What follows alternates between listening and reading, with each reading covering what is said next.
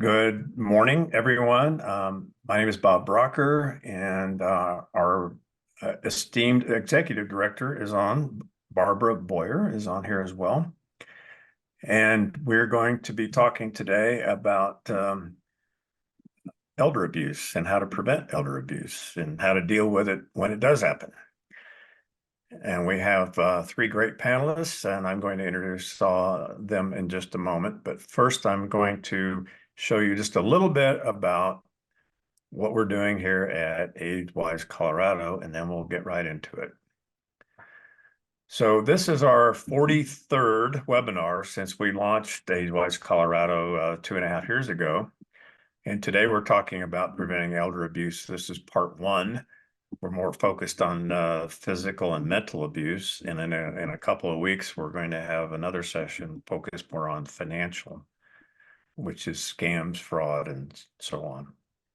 Our panelists today, first panelist is Jane Walsh, who's the Chief Deputy District Attorney at the Denver District Attorney's Office. And I know Jane focuses a lot on elder abuse and prevention. Kathleen Calderon is our Adult Protective Services Policy Unit Supervisor within the Department of Human Services and is a former county level APS manager. And Leah McMahon is our state long-term care ombudsman. And so they'll all be explaining, what all that actually means. A little bit about us at AgeWise Colorado. Our mission, as it shows here, is to connect people at no cost, all older Coloradans and their families, to reliable, helpful services and products, information, assistance, and education to help the over 3 million people over age 40 in Colorado on their aging journey.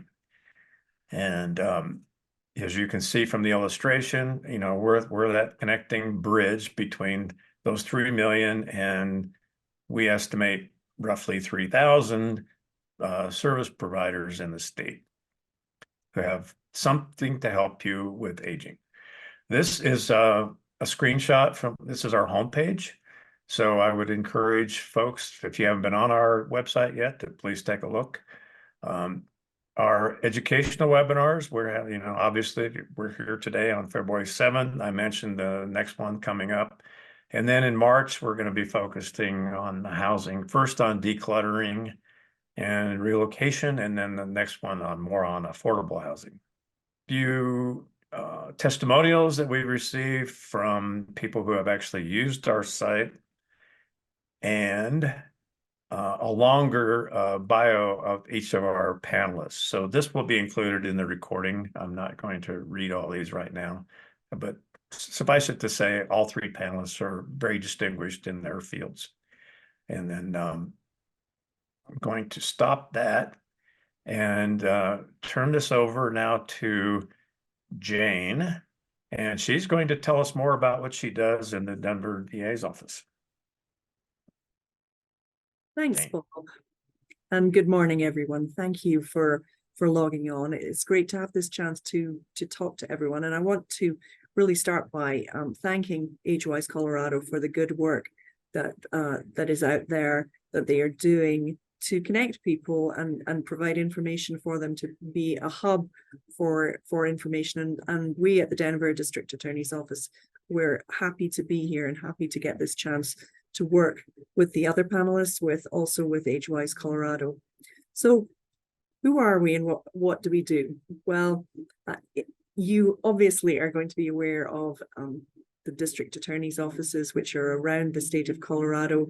We work out of the 2nd Judicial District, District Attorney's Office, the City and County of Denver, but we work with our colleagues on a daily and weekly basis who are operating in other jurisdictions. So we're connected to the larger group of district attorneys across the state. And as you know, the district attorneys we're responsible for prosecuting crimes that are state-related crimes in Colorado.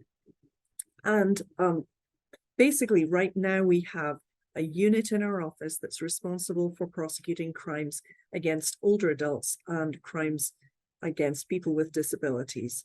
And you might wonder, well, why does the district attorney's office need to have a unit to do that? The reason for that is that there are barriers to justice for certain populations, and we want to make sure that the justice system is fair and treats everyone similarly, and ensures that whether you are 5 or whether you are 95, that if you are a victim of a crime, that crime gets prosecuted and the offender is held accountable. So in my unit, we have myself, I'm the chief deputy. I have an associate deputy working with me, Robert Brasher, and we have a dedicated victim advocate, Betsy Brassey, and a dedicated investigator, Daniel Madrill. So we have a team of 4, but obviously we can call on other resources, and we do, in relation to some of the larger cases that we deal with. Now, you might be surprised, and it might not be good news to tell you that right now we have over 100 current felony cases involving older adults and people with disabilities that are ongoing. So we have a pretty busy brief here at the District Attorney's Office, and I want to tell you what resources we can offer to you, and what you can do if you have a concern about maybe a family member, or you have a concern about a friend, or in fact you have a concern about your own situation. So we do deal with all types of crime, and as Bob has said, today the focus is on mental and physical abuse, which makes up a significant number of our cases, but we also deal with cases of financial exploitation and theft and fraud and forgery. We deal with sex crimes. We deal with crimes of neglect. In fact, our last trial involved a case of criminal negligence, severe neglect of a disabled person. So we're dealing with a wide range of cases. And the first thing I think that you should know is, obviously, if a situation is urgent and requires immediate police involvement, you should not ever hesitate to call 911. And I say that because I recognize that in my own life, I've had to call 911 a couple of times. And I would say it's kind of a difficult decision to make sometimes. Obviously, sometimes it's going to be crystal clear, but never hesitate to call the police. And in our area, that's going to be Denver Police Department. Never hesitate to call and to make that call if you need some kind of urgent or immediate response. There is also a non-emergency line that you can call when you want to report something to the police. So in Denver, that number is 720-913-2000. And I'm going to suggest to you that maybe you would like to take a look at our district attorney website. So our district, you can Google Denver District Attorney. Our website is actually denverda.org. And if you go to that website, there is a page which has information on how to report a crime and crime tips. And that's going to give you the non-emergency line for the police. So if you want to speak to the police, you want to make a report, but it's not a case where you're dialing 911, that's the number that you're going to call, which is 720-913-2000. And that is going to kick off a law enforcement record of your complaint, and you're going to get advice on what you need to do following up from that. I'm sure that Kathleen is going to talk to you about the process for making a report to Adult Protective Services. But there is an adult abuse or neglect hotline for the city and county of Denver. And that number is also on our website, because we work with Adult Protective Services regularly, day by day. We're working on cases together. And that number is 720-944-2994. So if you had concerns about an older adult, but perhaps you don't feel like it rises to the level where police involvement is needed, but you would like to involve Adult Protective Services, then follow Kathleen's information and instruction on how to do that. So various ways of reporting things into the system. I think what you might want to know if you're thinking about having to make a report is that if the report goes to law enforcement, then there is no confidentiality around your name and information. And that, I'm sure that's something that Kathleen will touch on, the different requirements for adult protective services.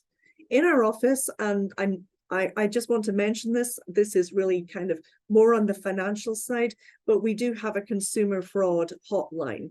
Again, that number is on the same page on our website. It is 720-913-9179. And so if you're not sure whether a situation is a situation where law enforcement would become involved, then that's the number you can call. We have 2 intake specialists. They're very experienced and well-trained, and they kind of act as our triage for folks. So if it's not a situation where you're calling police to make a police report, but you're not sure if that's something criminal and you want to check that out in a little more detail, particularly if it is a financial crime, they can help you with issues like contractor fraud, identity theft, general consumer issues, but they also deal with elder financial exploitation, door-to-door solicitation. So they really deal with a very wide range of situations, and they'll be able to help you. So in terms of what we do, as I've told you, in this office, we prosecute a pretty significant number of felony cases. And one of the things that we do every morning is we receive reports which have been made on older adults in the city and county of Denver over the past 24 hours by mandatory reporters. So on Monday, Robert and I can be reviewing sometimes up to 20 reports of what has happened over the weekend. Usually during the week, that number is less day by day. But if you make a report to the police, that's one thing that you can have confidence about. You can have confidence that the district attorney's office is going to be looking at those reports within 24 or 48 hours. So by making a report, you're getting it to the professionals who are working in the field very quickly. It doesn't only go to the police. The police are going to send those reports every day to both Adult Protective Services and to us. So that kind of ensures that multiple different agencies are looking at these cases. But in the first instance, it's going to be the police who investigate any complaint that's passed to them. Now, unfortunately, a lot of times the economy has been that there are multi-generational families living together within the jurisdiction. And so I'm talking about maybe sons or daughters, maybe grandsons, granddaughters living with an older family member, maybe living in a large house that the older family member is still living in, has space for them to live there. Sometimes that's a fantastic thing. For instance, this morning, I've spoken to a daughter who's really caring for her mom, who's in her 90s. She's helping her mom. A third party, a carer actually was involved in some criminal activity there. But that can be a great thing for the senior, but sometimes not so much. And sometimes that can create tension, and tension can escalate into the types of things that we're here to talk about today. So mental persecution, mental victimization, psychological bullying, and unfortunately, sometimes that will escalate into physical violence. What we want to say to people who maybe have some personal knowledge of this or have a concern about someone they know is that first, we understand that it's difficult for people to come forward. It's difficult for them to come forward themselves and say, hey, my loved one is the person who's making my life hell. But we want people to know that we have a specialist team involved here who are not, we're not in the business of any judgment, and neither are the police. The police are trained detectives who are going to be assigned these cases. So Denver Police Department has a special victims unit, and that is staffed with 4 specialist detectives who have investigated this type of crime for years. They understand the dynamics that are involved. They want to ensure that a situation is made safe. And then they want to look at the situation, and they will often talk to us or file a report with us if they feel that the dynamic has got to a place where a criminal offense has occurred.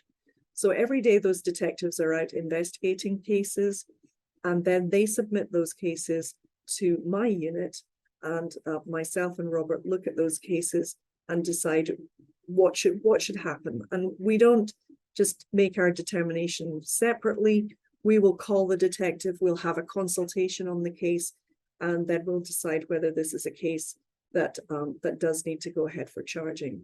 If the case goes ahead for charging, then another member of our team is involved. Betsy, who is our elder victim advocate, she is responsible for keeping in touch with the person who's the victim and really supporting them throughout the process. And what we're all about here is being accessible, being transparent, being responsive in these cases, and also helping other members of the public. So obviously we can't talk to third parties about a criminal case when it's ongoing, but if people have a concern, if they have a question, we're always happy to direct people in the correct way as to how, for instance, if someone calls us and says, I have information on a case, we'll connect them with the detective who's carrying out the investigation and let the information flow into the case that way. So we anticipate that only a tiny proportion of our cases will get this far. Hopefully, a lot of them may even be diverted from the system before criminal proceedings are initiated or at the point of filing. We have restorative justice programs through our office, through Restorative Denver, so that if there is an isolated incident, and if there's a situation where it's appropriate, then that case may go through the restorative justice process with community members involved in helping the perpetrator make right the harm that they've caused. We also have diversion programs. So our aim is not simply to prosecute people to the fullest extent of the law. There might be cases where that's called for, but there are other cases where those alternative systems of resolving situations is more appropriate. And so those are cases we're going to refer there. So as I say, we try to be open, we try to be approachable.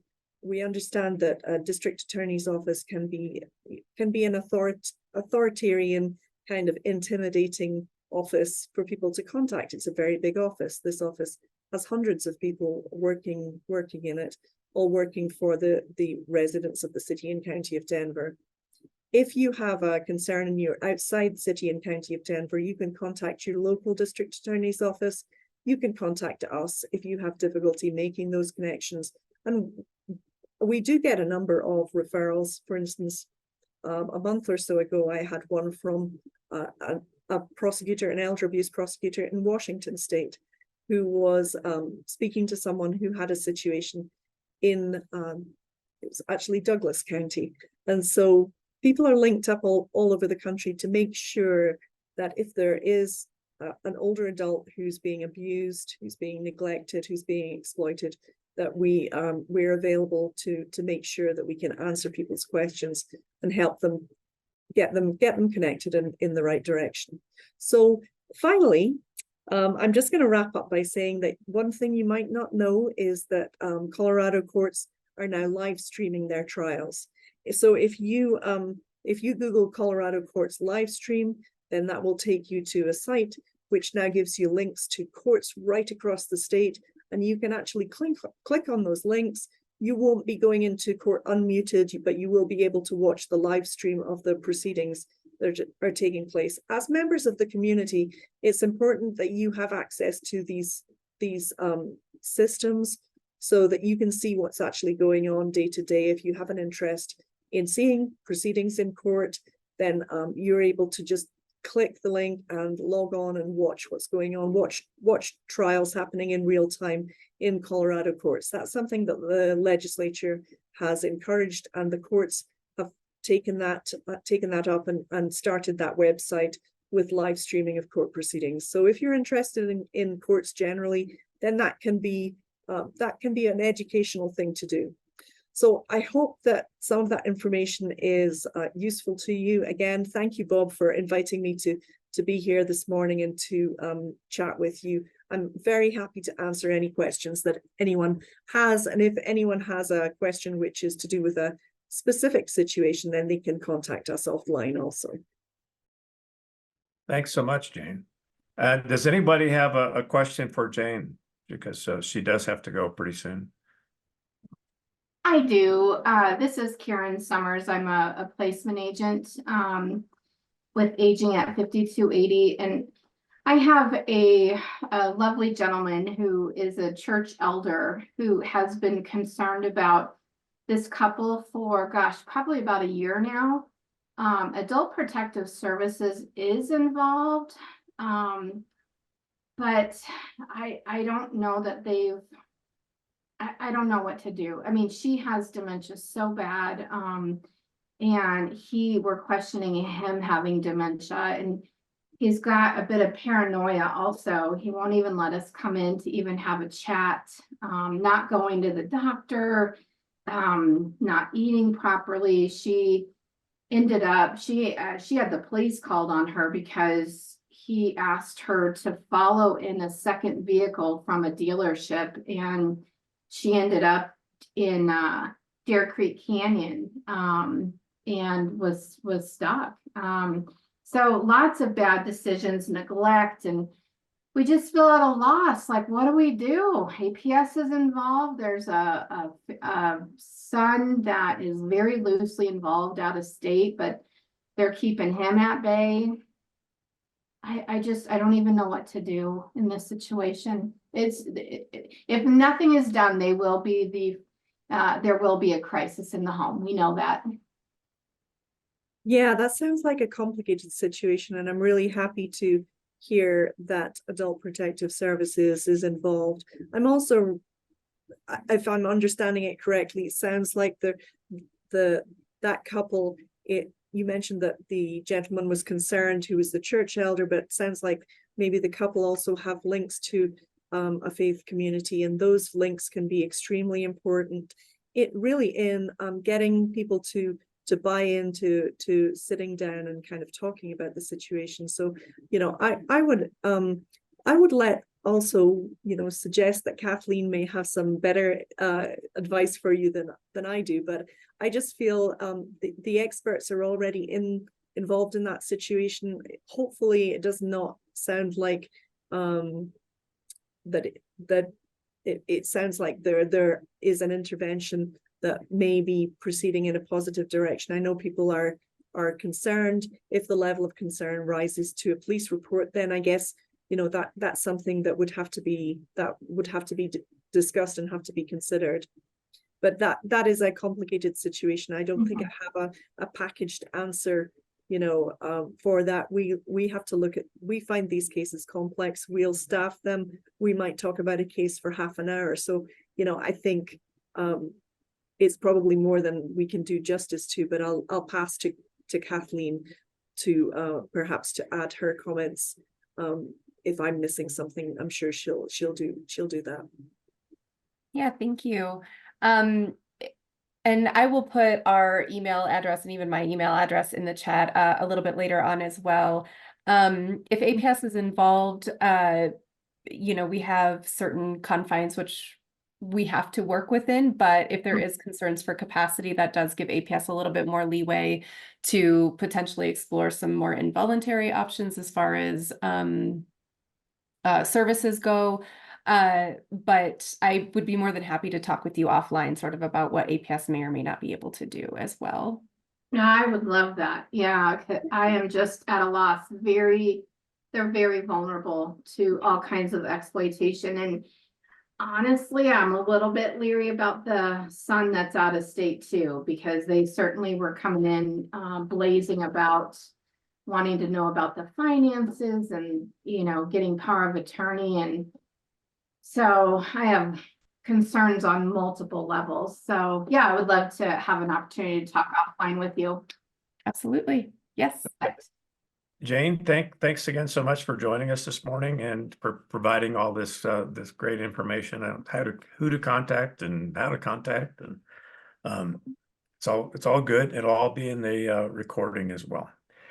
So next guest here is Kathleen. So she's on the screen now, and she's going to talk more about what APS does, and how to use APS. So go ahead, Kathleen. Thanks. And thank you everyone for joining us today. Thank you guys for having me. I thoroughly enjoy getting to talk to members of the community about our program, since sometimes it can either be misunderstood or just not known about in general. So thank you.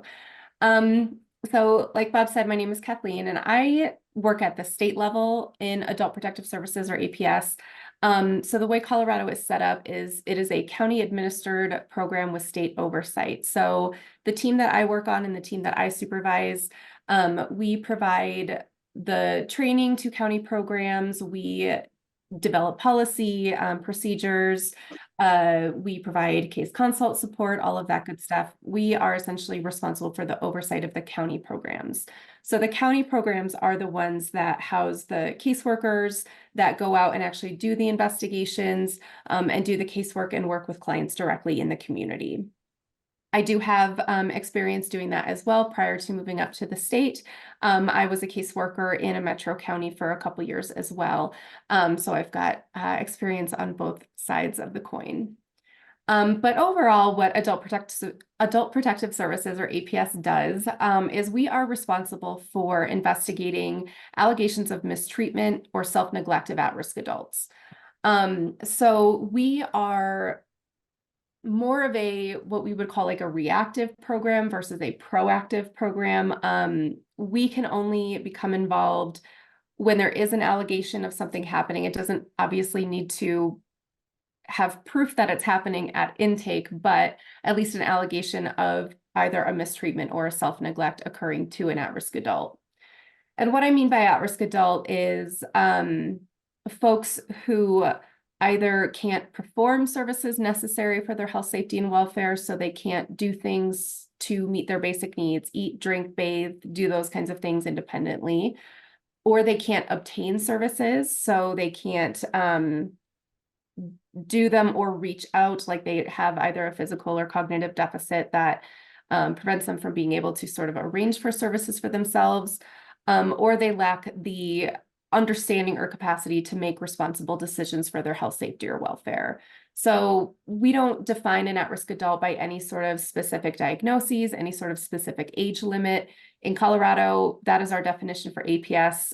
Someone just has to be 18 or over to be an adult. But it's really based on an individual's level of functioning, what they're able to do for themselves, what they require assistance with, and so on. So really, it's just, you know, if somebody has physical or cognitive disabilities or deficits that prevent them from being able to meet their own needs independently, they would likely meet our definition of an at-risk adult. And when I say mistreatment, the term mistreatment really we use as an umbrella term. So mistreatment is defined as any abuse, neglect, or exploitation or harmful acts of an at-risk adult. And I know we are focusing here on physical and mental abuse. So those are the ones that I will focus on for APS in this presentation.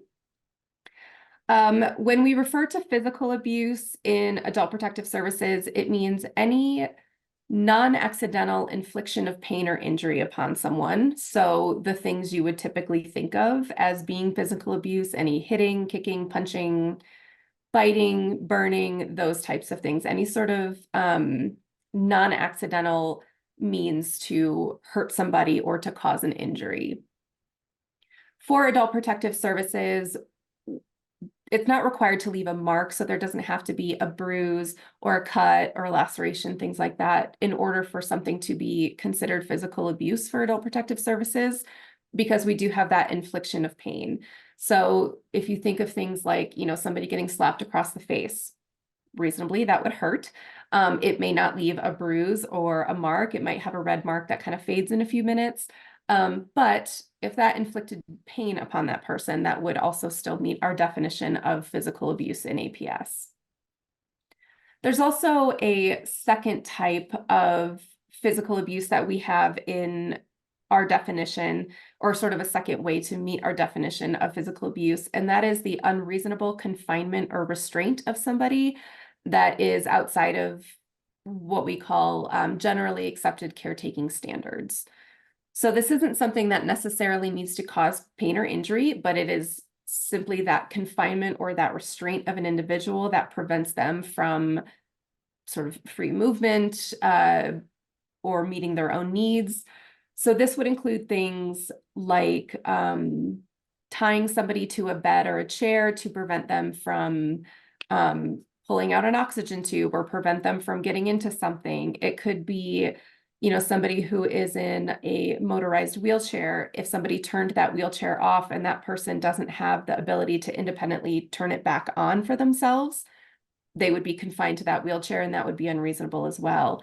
It can be locking somebody in a room, you know, even if it's their bedroom and they have a TV and a bathroom and stuff like that. If you're being locked in a room, you know, we've seen cases where a family member will lock their parent in a bedroom for the day while they go to work because they want to prevent that individual. Maybe they have dementia or lack of safety awareness, but they want to prevent them from wandering or doing anything to harm themselves.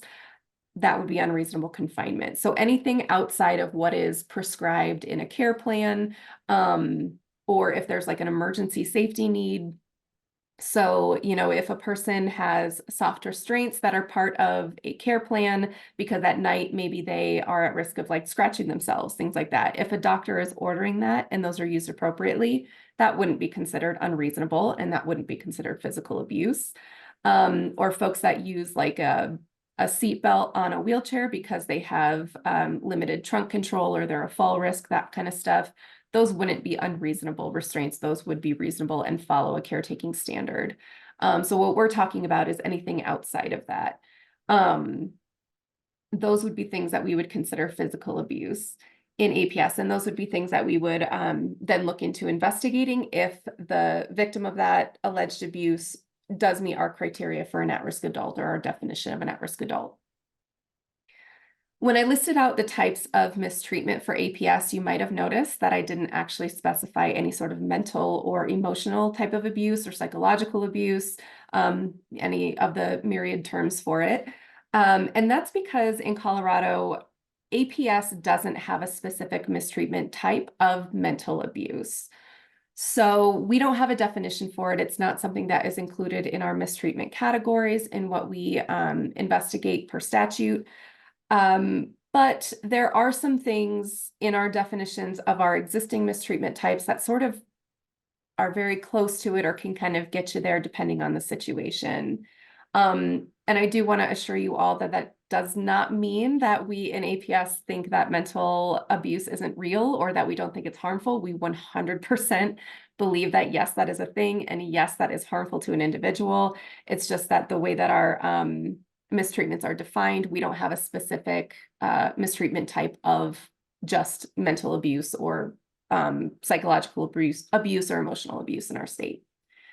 The closest that we do have within our existing definitions, the first part is there's a portion of our caretaker neglect definition that is somewhat similar to what I would consider like a mental abuse. And that is defined as when a caretaker is knowingly using harassment, intimidation, undue influence, threats, things like that to create a hostile or fearful environment for somebody.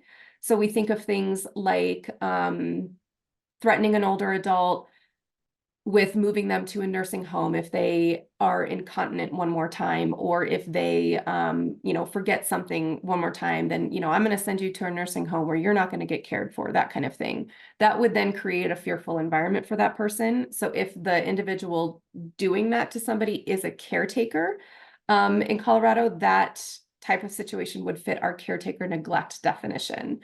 So that creation of that hostile or fearful environment. And when I say caretaker, that is not limited to just professional caretakers. That is not just, paid care providers, things like that. We do have a definition in APS for a caretaker, and that is anyone essentially who has assumed responsibility, whether paid or unpaid, for care of somebody else. Or it could be somebody who has either a legal or professional obligation to care for somebody. So it does include professional caregivers, paid caregivers, also includes folks like legal guardians, conservators, things like that. They would be considered caretakers. But it could also just be a family member who says, I will do X, Y, and Z for you. And so they are assuming that responsibility for that care, and they would then become a caretaker. Even if it's short term, even if it's sort of episodic, they are considered a caretaker. So if this is happening within that relationship, that would be considered caretaker neglect, and that would be something we would investigate. Another mistreatment type that can sort of encompass that mental abuse piece is what we define as a harmful act.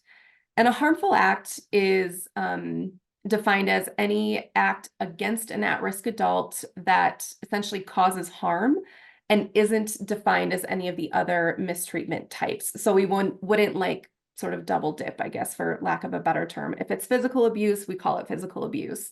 If it's not neatly fitting in one of our existing definitions, but it is causing harm to the at-risk adult, that is what we would classify as a harmful act.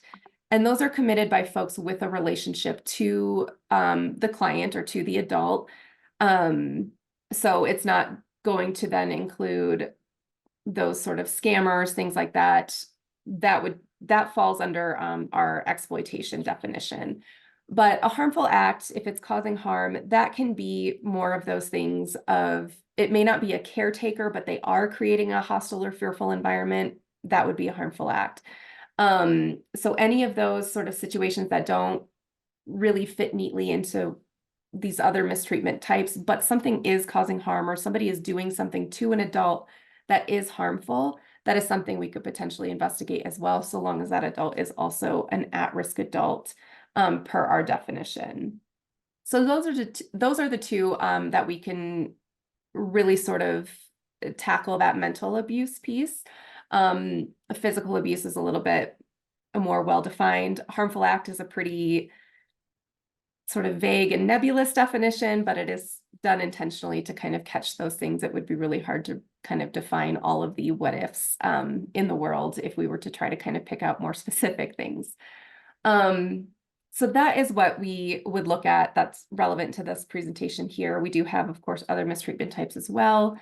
But I want to talk a little bit about sort of how to report to APS, how to get us involved, that kind of thing. So you by no means need to be an expert on our definitions or whether or not somebody's an at-risk adult or whether or not something is meeting our definitions of mistreatment or self-neglect.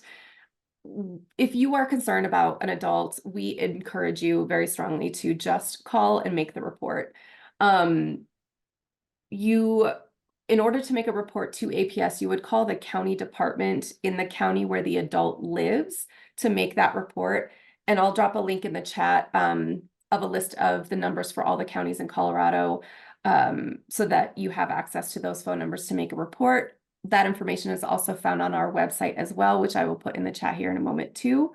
But yeah, if you are concerned, we just really strongly encourage you to call. And also if then you're a mandatory reporter as well, and that person is over the age of 70 or an adult with an intellectual or developmental disability, please also call law enforcement.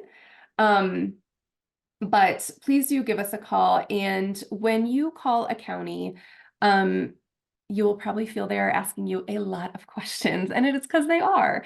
But there is good reason for asking a lot of those questions. The most information you can provide in an intake, that's the best. So any information you can provide, please do. There is no detail that is too small. They will ask you questions about, like, does this adult have any sort of conditions? And that's kind of trying to get to that determination of, is this person an at-risk adult? Per our statutory definition, per our program. And then they'll ask you questions about any sort of the concerns that you have going on. They'll probably ask you some more specific questions as they get more into the report. For example, if you're reporting physical abuse, they'll ask you, were there any cuts, bruises, marks, things like that? Did it cause pain? Those kinds of things. Answer to the best of your ability. If you truly don't know something, that is totally okay. Just let the person taking the call know that. But really the purpose is just to try to get the most robust information they can, because after a report is made, then that team on that county or the supervisor in the county will make a determination whether or not what's being reported meets our criteria for involvement. Like I mentioned before, we are more of what I would call a reactive program just by statute. So we have to have an allegation, and there has to be information to support that that person meets our definition of an at-risk adult for us to become involved.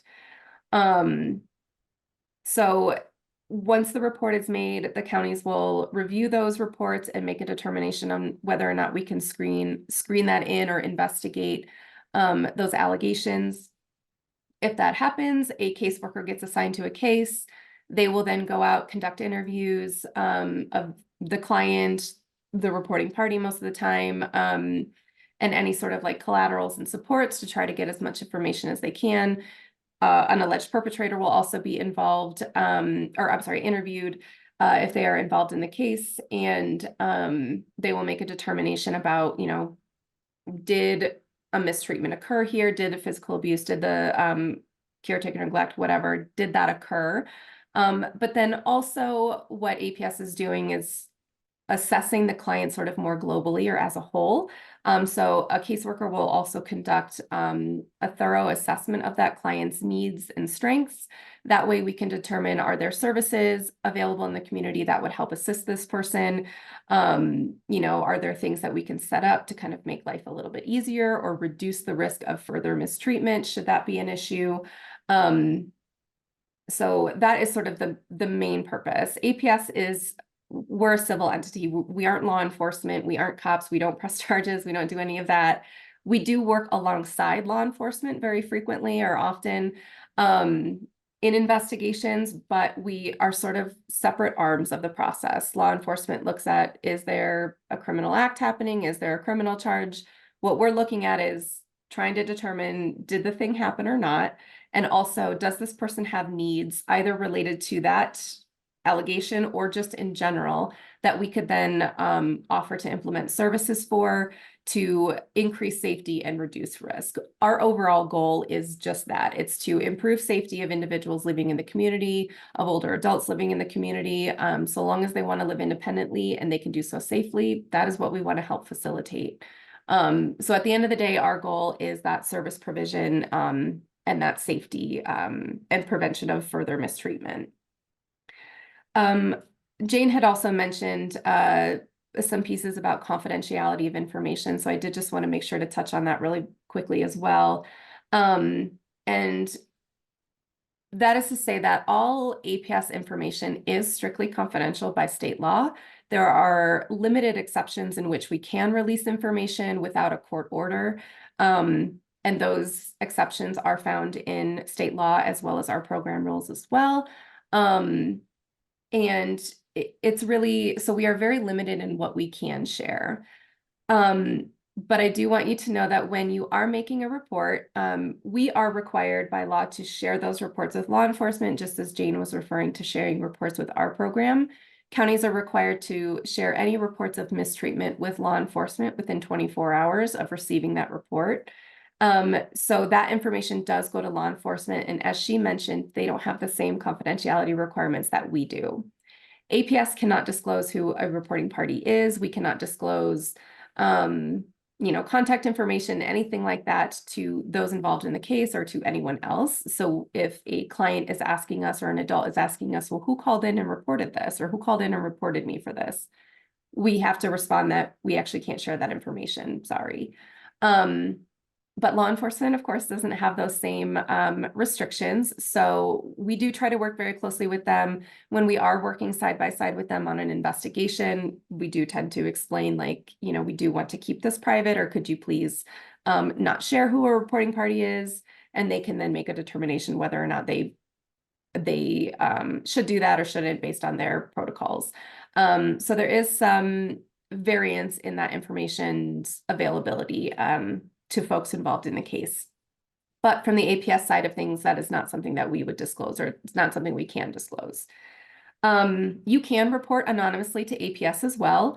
So if you don't want to leave your contact information or your name, that's okay. Tell the person taking the report you do want to make this report anonymously. But I will say it is very helpful for us to have your contact information. A lot of times when a caseworker is assigned a case and they're beginning that investigation or that assessment, there might be some pieces of information that you as the reporting party would know or have easy access to. And so reporting parties are someone that we do identify as important to contact during an investigation for an interview. So there might be additional questions that a caseworker has. So that information is really helpful for a caseworker to have. But if you want to remain anonymous, you are welcome to. That is certainly up to you and your discretion when you are making those reports. But other than that, our work is completely confidential. We only share, like I said, in limited circumstances. So trying to set up services, we'll share what's needed. If we're doing a joint investigation, we can share information that's needed to accomplish that. But other than that, we can't provide like general status updates. If somebody's calling and saying, hey, do you have a case with this person? We can't really just provide an update on that kind of stuff. So our information is strictly confidential. So Okay. that's some of my whole spiel. Thank you so much, Kathleen. I know we probably have a few questions for Kathleen, but I'm going to ask you to hold those for a few minutes, and so that I can introduce Leah, and then we'll have more time for more questions after that. So thanks so much, Kathleen. Thank you. These are always great learning experiences for all of us, including me. So Leah, please. Thank you, Bob, and thank you, AgeWise Colorado, for the work you do and hosting the webinar today. I'm learning something as well. Jane and Kathleen, thank you so much for your presentations. Today, I thought I would talk a little bit about the Ombudsman Program, give an overview, talk about the work that we do, and a little bit about the structure here in Colorado and how you can access an ombudsman, and then talk about the strengths of the long-term care ombudsman program.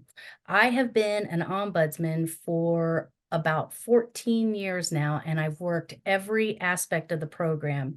I started off as a local ombudsman supervisor, and I've been a part of the state office of the long-term care ombudsman program now for about 7 years, and I've been in this role for a little over 4 years. The origins of the ombudsman program comes from a directive from former President Richard Nixon in response to abuses that were occurring in nursing homes and failed oversight by regulators.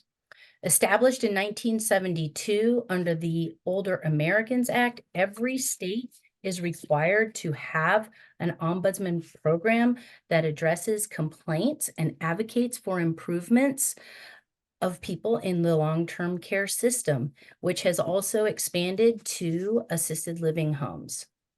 Ombudsman is a Swedish word. I know it's a big word, it's a mouthful, but it is a Swedish word for carrier of the message. And so that's a big part of our job. That's what we do. We speak on behalf of residents every day and address their concerns. In Colorado, we now are administered directly through the Department of Human Services. Prior to that, for over 30 years, the state office of the Long-Term Care Ombudsman Program was hosted by Disability Law Colorado. In June 2023, we moved over to the Department of Human Services, and I have my own website where you can access all of our information, and it's on the last slide, so we'll make sure that Bob shows that last slide at the end. The local ombudsmen are placed within 16 regions around our state. And each region is primarily inside the Area Agency on Aging, where you can access an array of services for the community, as well as the Long-Term Care Ombudsman Program. And within the program, I have a leadership team that is the Ombudsman Supervisor for each region, and they help make sure that the ombudsmen are acting within their role. They help protect the overall integrity of the program. Our mission is to advocate and protect and promote the health, safety, welfare, and rights of people living in long-term care. And that includes the right to live free from abuse and neglect. Our jurisdiction here in Colorado includes serving people who are in licensed assisted living homes and nursing homes, and we serve anyone in those settings. We do not have any age restrictions. So anybody living in an assisted living home or nursing home can access an ombudsman and receive our advocacy services. Our primary duty is to identify, investigate, and resolve complaints made on behalf of residents. We are at residents' bedside every day, all day, listening to concerns and making every attempt to resolve them to the satisfaction of the resident. We also So spend, Leah, yeah, let me ask you a quick question. Sure. So, how many nursing homes and assisted living places are you visiting in total around the state? Yeah, that's a great question, Bob. There's about 50,000 beds, licensed beds throughout Colorado between the assisted living homes and the nursing homes. Nursing homes, we have approximately 223 in our state, and assisted living homes, we have approximately 691. So we need to be in every corner of the state. And these all vary in size quite a lot, don't they? Yes, we have large continuums that continuum of care where the nursing home may have independent living, assisted living, and nursing home all on one location, on one piece of property. And some of those nursing homes are rather large and can have, 200 to 300 people living in the apartments inside the nursing home. And then our assisted living homes span from, smaller homes in the community. There could be some of them located right next door to you, where there's maybe 8 residents living there or 5 residents, all the way up to, having 100 apartments in one building as well for assisted living. Okay.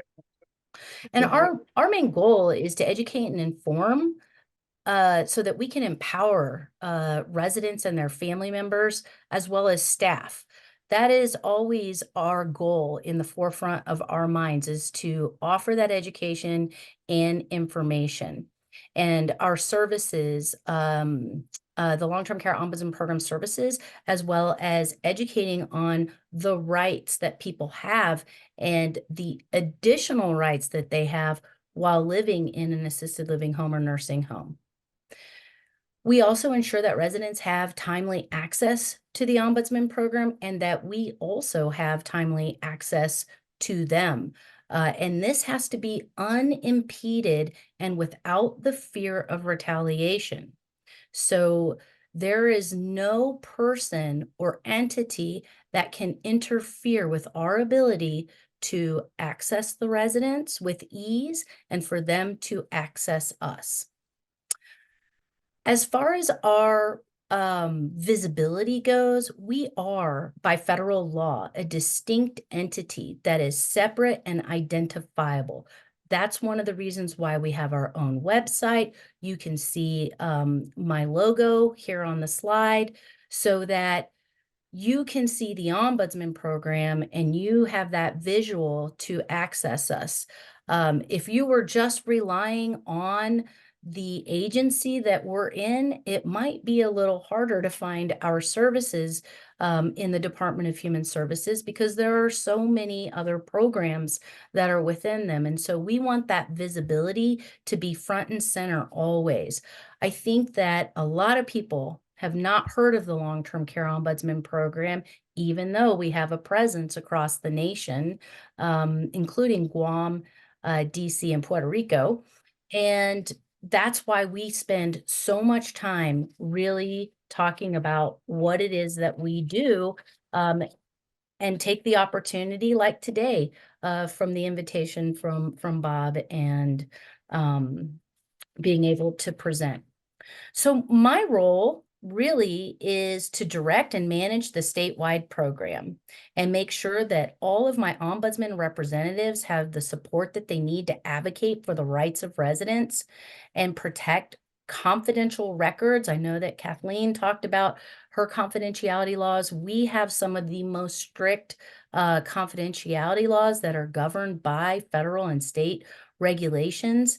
And so a big part of my job is to make sure that I'm protecting those ombudsman records. I also certify new long-term care ombudsmen through our training process. I manage fiscal responsibilities and protect the independent voice of the long-term care ombudsman to speak on behalf of residents. I do have some additional support within the office of the state long-term care ombudsman. I have a deputy who is my right-hand person that assists me with internal operations, policies and procedures, and ensuring that they're being followed. I also have a quality assurance program manager that helps manage the data and helps us analyze the information based off of the types of complaints and things that we receive every day from the community, and put that together in an annual federal report. And then I make a public version of that for the community so that you can see what the residents are saying and what their concerns are while living in assisted living home or nursing home. One of the things that the Ombudsman program was able to do in 2016 was expand our advocacy services to people who live in their own home. So anyone who is enrolled in the program of all-inclusive care for the elderly can also access an ombudsman now. And that program, gosh, has been around since 2017, and I was the first state-based ombudsman to help build that program and get one local program established in Denver. And then we have the state-based ombudsman who will advocate for everybody else across the state who is enrolled in the program of all-inclusive care for the elderly. So another aspect of my job where I take the lead is I comment on current and proposed laws, regulations, and policies. I work with governmental agencies that oversee licensing and enforcement. I work with lawmakers to promote quality of life and care for people living in assisted living homes and nursing homes. And then I analyze and look at our complaint trends in our data. So let's talk a little bit about a day in the life of, the ombudsman and what the statewide team, what they do. They're the folks that are inside the assisted living homes and nursing homes every day. And they are working on resolving concerns of people who live in assisted living homes and nursing homes every day. Also educating and informing people in different forums within the assisted living home and nursing home. They have what they call resident council. And so that's where residents get to convene inside their home, the assisted living home or nursing home, and voice their concerns about life inside the nursing home or assisted living home, but also talk about what's going on in the community. What are some of the good things that are happening? They can give input on the types of food they would like to have for dinner or breakfast. They can give input on different processes around communication that they would like to see improve or change or be different. So one of the things about our complaint investigation, you heard Jane talk a little bit about their process, and you heard Kathleen talk about hers. Anybody at any time can call the Ombudsman program. We hear from family members, we hear from residents themselves, we hear from the greater community, and we hear from staff who work inside the assisted living homes and nursing homes. And so people can either report that anonymously or they can provide us with their contact information. We take action from getting permission from the resident. So even if we get a call from a family member or somebody else from the community, we always meet with the resident first or talk to the resident first to see if they have that same concern that we received, to see if it is a concern of theirs. And then we educate and inform, and we ask them maybe what parts of the concern would they like resolved? What parts would you like us to help with? Or if they want us to resolve all of it, we then do that with their permission, their consent, and at their direction. They tell us how the way that they want us to resolve it. We do respond to all complaints within 24 hours. Please note, we are not an emergency service. We are low-level problem solvers, really trying to work at the lowest level within the assisted living home or nursing home to resolve the concern to the satisfaction of the resident and what their expressed interest is. I would like to add a note too, that on my website, there's a training series about abuse prevention. Jane Walsh was actually interviewed and is in that training series. So you can access that through the resource tab on my website. And I'll open it up for questions. I'll leave that up there for a minute and make sure people see your contact info. Do we have any questions for Leah?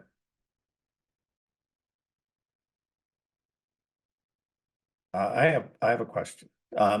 So I know a lot of your ombudsmen are volunteers. So how many total people are in the ombudsman program in the state, the long-term care?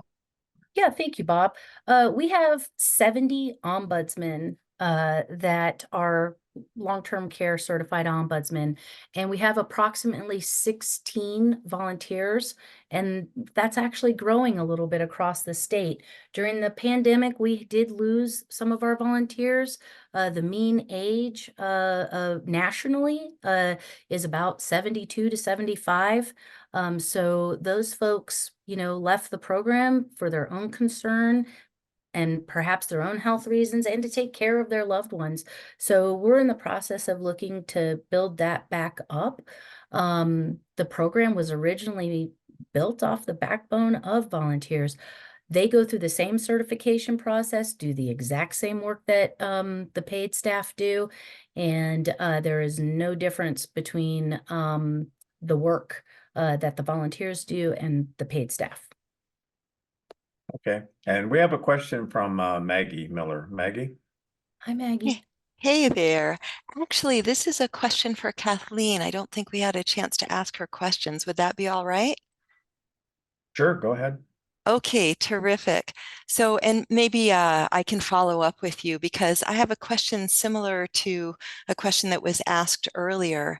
I work with people, I coach adult children. I'm an executive coach and I coach adult children of older parents. And I get all kinds of super complex situations. And so there's often an older adult who is very fiercely independent, lives independently, refuses help, very private and even secretive about their health and their finances and that sort of thing, and doesn't appear to have dementia, and they are not taking care of themselves. And so, and often the people who see me have complex relationships with their parents. The parents are possibly verbally abusive to the children or are manipulative of them. And so there's just so many dimensions for thinking about what the child's responsibility is. And also, usually in these cases, there is no way that the that the elder wants to move or change anything about their lives. They could run themselves into the ground and be perfectly happy doing that. So that's a complex situation. I'm just curious about your initial thoughts, and then I'd love to follow up with you to really kind of delve into all the variables. Yeah, absolutely. So just sort of quickly, right off the bat, in hearing that, it does get a little tricky in working with adults, as I'm sure you know, because adults do have the right to self-determination. So, you know, for someone to be an at-risk adult, they don't have to have dementia. It could very well be that they aren't taking care of themselves because they're suffering other sort of deficits or disabilities that impact their ability to do so. So that is something we could look into as self-neglect if they do meet criteria as an at-risk adult. You know, it gets to a point where even APS isn't necessarily able to do much if an adult is refusing services. I mean, we could offer all the help in the world if that adult maintains the right to make the choices and maintains that ability to make choices for themselves, no matter how bad those choices are. We would have to, you know, walk away if they don't want to accept services from us. So, you know, something in our casework and stuff that we often see caseworkers having to do is talk to family members about those tough decisions and saying, you know, you can offer them all the things. We've offered them all the things. It is up to them because they have the ability to make decisions. If they want to make poor choices, they can do that. People can get in bad relationships. People can choose to not take care of themselves. People can choose, even if they know that they're being scammed, they can choose to continue to give money to those individuals that are taking advantage of them. It is great that adults have choice, but it can make our jobs very, very difficult when we know that they do need help with things that are going on. So it is certainly something that we, you know, encourage our caseworkers to build that rapport and to try and, you know, at least offer something that they will accept. If someone will accept like even the smallest service to try to improve safety, then we want our caseworkers to go for that and to, you know, push for that. And sometimes that can kind of open the door and build trust to allow APS to offer more services. But it can also just be a very difficult situation where even we're sort of against the wall in what we can do. That's super helpful. Thank you so much. And if you don't mind, I will contact you and Yeah. set up a time to talk. Yes, absolutely. I would love that. Thanks. Yeah, of course. Well, thank you, Kathleen and Leah, for participating today. This has been great information, and once we get the recording edited just a little bit, we'll be posting it on our website.